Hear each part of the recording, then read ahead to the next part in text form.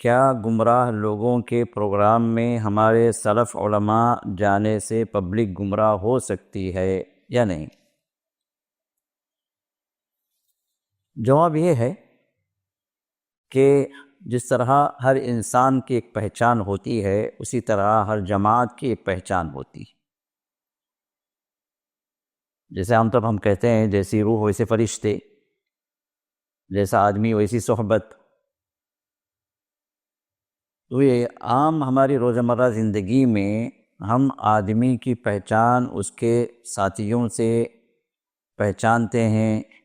یا وہ کس جماعت سے اس کا تعلق ہے اس اعتبار سے اس کو جج کرتے ہیں، یا کس قسم کا وہ انسان ہے اس کے ملنے جلنے والوں سے ہم اندازہ لگاتے ہیں۔ تو اسی طرح یہ ایک صحیح منہج والا اگر یہ آدمی اگر کسی غلط منہج والوں کے ساتھ اس کی اٹھک بیٹھک شروع ہو جائے، ان سے ملنا جلنا شروع کر لے، یا ان کی باتوں کو اپنانا شروع کر لے، یا ان کی چیزوں کو وہ دوسروں تک پہنچانا شروع کر دے، تو اس کا مطلب یہ ہوا کہ وہ اپنے صحیح منہج پر قائم نہیں رہا۔ کیونکہ تشخص ایک چیز ہوتی ہے، ہر ایک کی اپنی ایک پہچان ضروری ہوتی ہے۔ تو اگر جو ہے کوئی سلفی عالم، کوئی اہل حدیث عالم کسی اور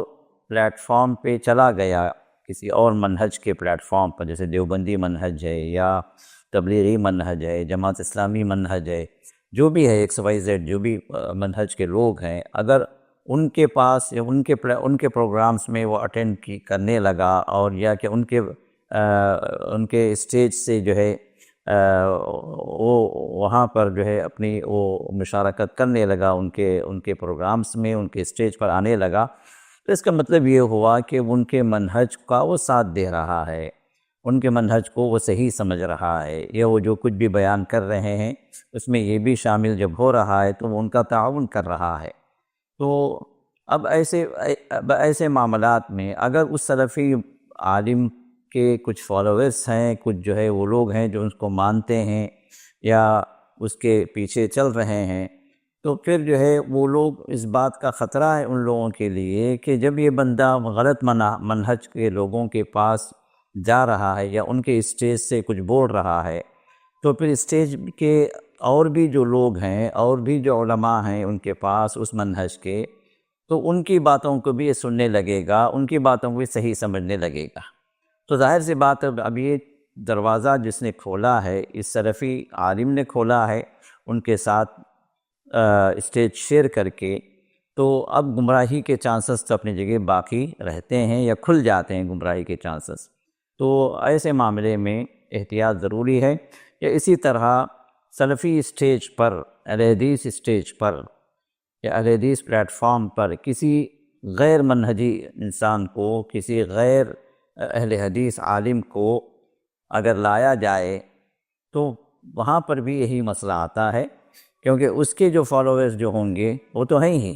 لیکن جو سلفی جو منہج کے جو لوگ ہوں گے وہ لوگ بھی جب اس بندے کو سنیں گے کہ بھئی یہ بندہ جو اہل حدیث اسٹیج سے بول رہا ہے، ان کے پلیٹ فارم سے جو بول رہا ہے، یا ان لوگوں نے اس کو دعوت دی ہے، تو پھر وہ بندہ بھی صحیح ہے، وہ جو کہہ رہا ہے وہ بھی صحیح ہے اپنی جگہ۔ تو اب جو سلفی منہج کے جو لوگ ہیں ان کے لیے بھی جو ہے شک میں ڈالنے والی بات یہاں پر آ جاتی ہے، اور اس بندے کے ذریعے سے جو گمراہیاں پہلے سے مشہور ہیں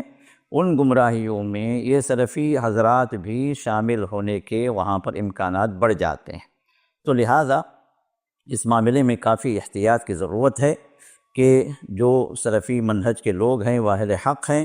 اور جو قرآن حدیث پر چلنے والے اور قرآن حدیث کی دعوت دینے والے لوگ ہیں، ان کا اپنا تشخص ہے، ان کی اپنی پہچان ہے، تو اس پہچان کے اندر ڈنڈی نہ ماری جائے، اور اس پہچان کے اندر کوئی ملاوٹ نہ کی جائے، نہ یہ لوگ جو ہے کسی اور منہج کے پلیٹ فارم پہ جائیں،